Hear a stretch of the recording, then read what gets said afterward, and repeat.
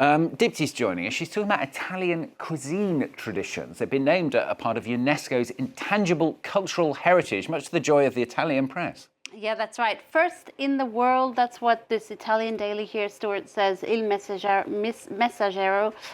It's on the front page of this Italian daily, announcing proudly that Italy is indeed the first country whose culinary traditions have been recognized by UNESCO's intangible cultural heritage. Prime Minister Giorgia Meloni was there at the Colosseum on Thursday to light up the Colosseum in Italy's colors, as you see there, to celebrate the occasion.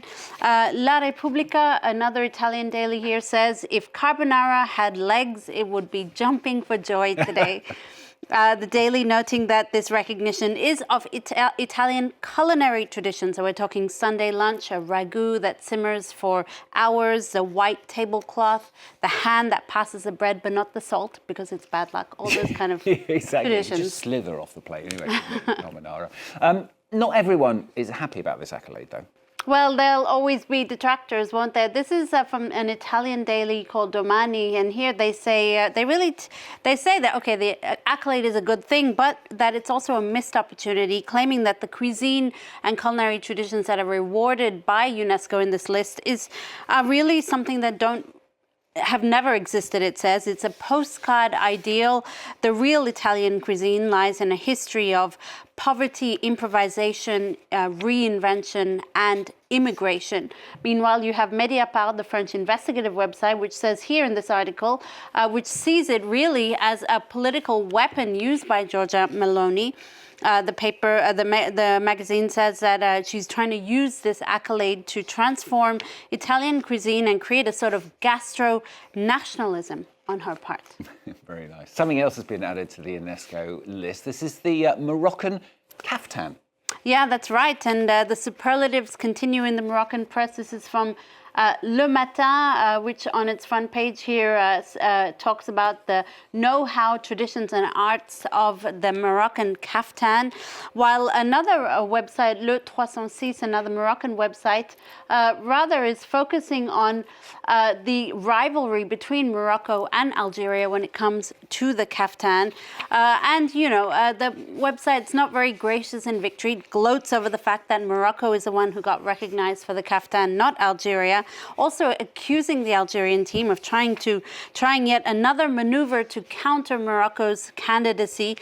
In the end, the website says smugly they have been literally ridiculed. Something different for you now. This is in the New York Times. It looks at how manosphere influencers Andrew Tate and his brother were freed and brought to the US, thanks in part to Donald Trump's administration. Yeah, that's right. This is an investigative article from the New York Times. Well worth the read. It's quite a long read. It looks really at the fates of Andrew Tate and his brother, who, of course, were imprisoned in Romania, with a ban on leaving the country. This was in January of this year.